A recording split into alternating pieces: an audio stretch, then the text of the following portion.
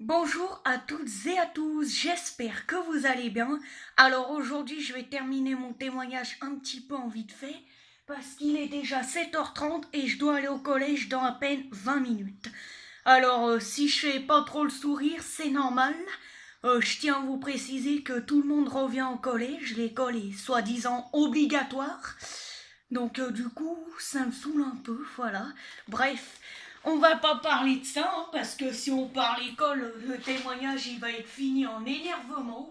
Donc voilà, j'ai tout mis dans un cahier. Tout ce qui concerne les vidéos, j'y ai rangé dans le classeur. Donc je vais trouver le témoignage et je vais dire ce qu'on avait abordé. On avait abordé en deux parties la question 1 jusqu'à 4 et la deuxième partie, j'espère que je me trompe pas, c'était de 6 jusqu'à 10, un truc comme ça. Donc on avait abordé la première. Y a-t-il un problème avec l'autisme et la société? J'avais répondu, n'hésitez pas à aller faire un tour si vous n'avez pas vu. La 2, pourquoi faisons-nous des catégories de telle ou telle personne? 3, pourquoi les gentils ne sont pas acceptés en société? 4, qu'est-ce qu'on vous a fait pour être rejeté et exclure?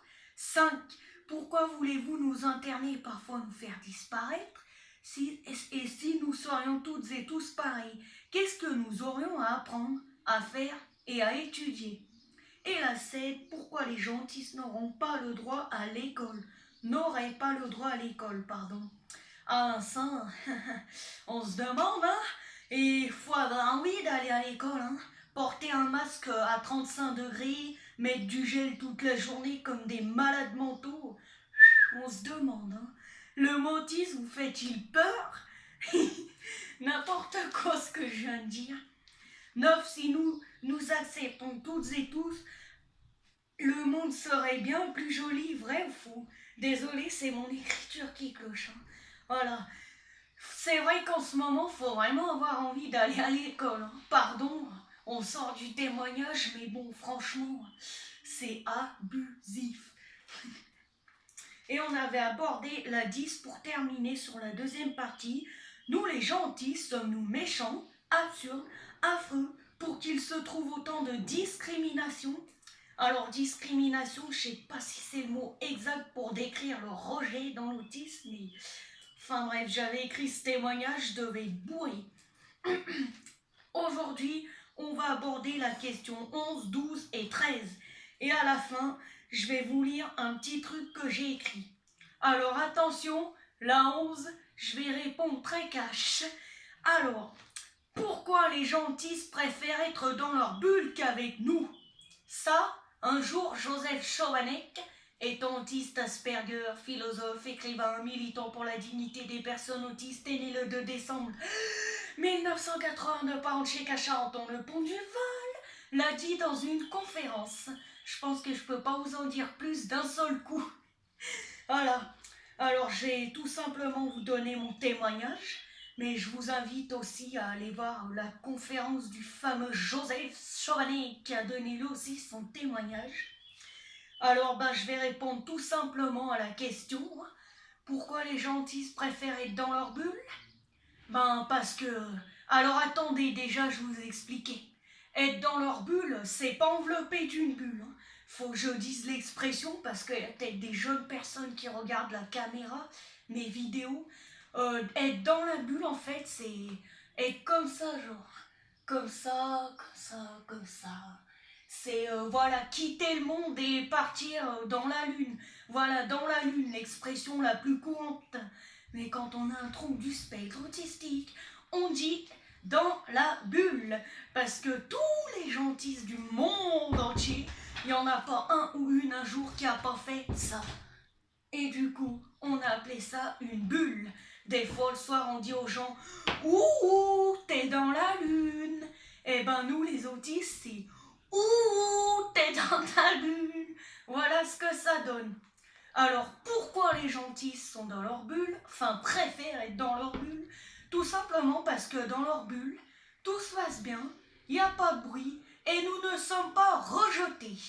Et aussi, si on est toujours dans notre bulle, comme certaines et certains prétendent dire, C'est normal, c'est parce que de l'ordre des sociétés, des entretiens, des machins, on n'est jamais, jamais, souvent entouré de gens qui sont relous, et du coup on n'a qu'une envie, c'est aller dans notre bulle. Pourquoi les gentils préfèrent être dans leur bulle? C'est tout simplement parce que le monde est parfois trop dur, trop compliqué, trop injuste et trop bruyant. Voilà, j'ai essayé d'y répondre bien comme il faut, comme je le voulais. Ensuite, on va aborder la question 12. Et évidemment, si vous voulez répondre aux questions, n'hésitez pas à aller dans les commentaires. C'est fait pour. Je ne suis pas non plus le porte-parole des gentistes. Le porte-parole, on est bien d'accord que c'est le grand et puissant Joseph Chovanec.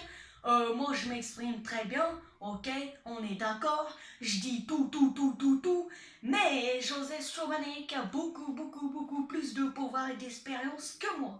Alors n'hésitez pas, si vous voulez avoir des témoignages sur l'autisme, allez voir Monsieur Joseph. Voilà, je suis complètement bourré ce matin. Je dois avoir mangé un clown sans m'en rendre compte. C'est quoi une société responsable? Ah ah, là elle est pour vous la question. Je vais y répondre un peu, mais j'ai écrit cette question pour vous, les gens qui regardez ma caméra. Si les commentaires ne sont pas désactivés, je vous invite à répondre à cette question. C'est quoi une société responsable? Oh, j'aimerais bien savoir. Attendez, j'ai perdu ma voix. Alors, une société responsable, c'est des gens qui ne se frappent pas, ils font pas de violence, ils font pas de discrimination, ils vendent les choses tranquillement, ils font rien de mal en fait. Enfin, c'est comment dire. Société responsable, c'est des gens qui sont responsables. Responsables d'eux-mêmes, responsables de la société entière, donc responsables des autres aussi. Sauf que là, on ne vit pas dans une société responsable. On tue les gens qui sont de couleur peau noire, on jette les gens différents, donc les gens atteints d'autisme, les gens atteints de trisomie, les gens atteints de schizophrénie. Des fois, on traite les gens qui ont un handicap moteur de manchots. Alors attendez, parce que ça m'est arrivé d'insulter les gens de manchots. Vous savez, quand des gens ils ont un membre en moins, moi aussi je dis « Oh le manchot !» Sauf que je le dis pas devant lui et que je les frappe pas. Voyez, on peut dire des conneries comme ça, mais est-ce que forcément il faut rejeter ces gens-là? Pourquoi toujours rejet? Le mot différence vous fait-il peur? Vous met-il en angoisse? Pour que toujours il y ait le rejet? Franchement, n'hésitez pas à répondre dans les commentaires. Parce que ça, j'y réponds pour vous, mais vous aussi vous pouvez répondre. C'est pas interdit. Donc c'est quoi une société responsable? Ce sont des gens qui s'acceptent les uns et les autres. Ce sont des gens qui ne sont pas violents. Ce sont des gens acceptables, courtois, gentils, polis, agréables. Voilà ce que c'est une société responsable. Alors attention, encore une fois, je ne parle pas pour tout le globe terrestre. Je parle pour certains et certaines personnes, pas toutes et tous, on est bien d'accord. Et c'était quoi la deuxième chose que je voulais dire? Que dans une société responsable, on n'est pas forcément toutes et tous de bonne humeur. C'est pas ça que je voulais dire. Mais on s'accepte qu'on rejette pas les gens, on tape pas, voilà, on fait rien de mal en fait. Enfin, pas rien de mal, mais voilà. Ah, j'arrête pas de me tromper. 13. Pourquoi pas toutes et tous nous éteindre si nous nous acceptons pas avec nos qualités et nos défauts? De toute façon, il y aura toujours des gens différents. Il faut tout pour faire un monde. Personne n'est parfait. Donc la question 13, elle commence un peu au début et elle s'arrête à éteindre. Pourquoi pas toutes et tous nous éteindre si nous nous acceptons pas avec nos qualités et nos défauts? Si nous nous acceptons pas tous et tous, forcément, on vit mal, on se frappe, on s'insulte, et du coup, comme on vit mal, à quoi ça sert de vivre si on ne s'accepte pas? Enfin, à mon avis, il y a peu de personnes qui vont être d'accord avec moi sur ça, mais je préfère le dire quand même. J'avoue que je ne suis pas non plus un punching ball, mais si vous voulez me critiquer, ben allez-y. Parce que de toute manière, ben, je m'y attendais. Enfin, je veux dire que ça sert à rien de critiquer parce que c'est important quand même de vous dire que si vous acceptez pas toutes et tous, si nous acceptions pas toutes et tous, eh ben, faudrait peut-être nous éteindre. Enfin, je sais pas. C'est pas un monde. Un monde, ben, la définition, c'est il y a du monde, quoi. On est dans le globe terrestre, on est tous ensemble. On va pas faire des mondes à part pour messieurs, mesdames. J'accepte pas les différences.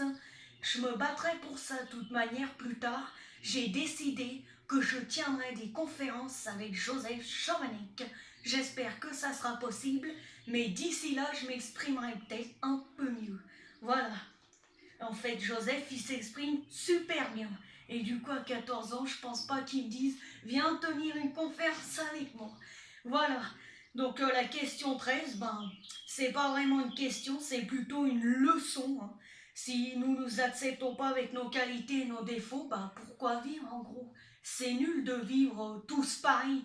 Si on était toutes et tous pareils, je vais le redire encore pour une millième fois, je vais le répéter encore, mais je pense dans toutes mes vidéos, si nous sommes toutes et tous pareils, nous nous ennuierons, nous nous ferions chier, désolé pour le terme, nous nous ferions chier, et en plus de ça, nous n'aurions rien à apprendre, rien à faire, et si en fait on est tous pareils, quand vous allez rencontrer des gens, vous allez leur demander quoi? Si on est pareil, il va jouer à Fortnite, tu vas jouer à Fortnite, tu vas aimer les robes, il va aimer les robes, enfin bref, rien de différent. Du coup, qu'est-ce qu'il y a d'intéressant? Rien. Du coup, qu'est-ce que vous faites de vos journées? Ben, vous discutez jamais, jamais, jamais. Voyez, vous buvez un café au resto, ben vous discutez pas avec votre interlocuteur. Vous savez pourquoi? Ben parce qu'il est exactement pareil que vous. Même tête, même cheveux, pas d'handicap, pas de différence. Et le jour où il va se casser un doigt, ben on va lui dire « je t'aime pas ». C'est ça, et toutes et tous pareil. On s'ennuierait, on n'en aurait rien à faire de nos journées. Et pourquoi travailler si on est toutes et tous pareils? Pourquoi tous travailler? Les gens qui sont pareils que vous, ben ils vont travailler à votre place vu qu'ils sont pareils. Voilà. En fait, ça va être la fin du témoignage définitivement, parce qu'on a abordé la première question jusqu'à la 13e, enfin la 12e entre guillemets. Et ce que je veux vous faire retenir le plus de mon témoignage, c'est que si nous sommes toutes et tous pareils, il n'y a pas de vie, il n'y a pas de monde, il n'y a pas de quoi connaître chez les autres, il n'y a rien à connaître d'eux. Parce que, je sais pas, ils aimeront pareil que vous, ils détesteront pareil que vous, ils auront rien de différent, même pas d'accent, pas de religion, rien. Si vous avez les cheveux longs, il aura les cheveux longs. C'est ça, être toutes et tous pareils. Faut réfléchir. Avant de l'ouvrir grand, faut réfléchir. Vous savez qu'avant de faire ce témoignage, je me suis entraînée. Hein. Je ne l'ai pas fait directement comme ça devant une caméra. Un soir, j'ai ouvert et je me suis entraînée dans ma tête à répondre aux questions. Je l'ouvre pas grand pour en fait rien dire. Hein. Enfin, faut pas dire n'importe quoi dans les témoignages. Voilà. Bon, et ben écoutez, j'espère que je me suis encore bien exprimée, hein, malgré la pas du tout envie d'aller à l'école. Bon, on va sortir hors sujet du témoignage, mais j'ai tellement envie de le balancer.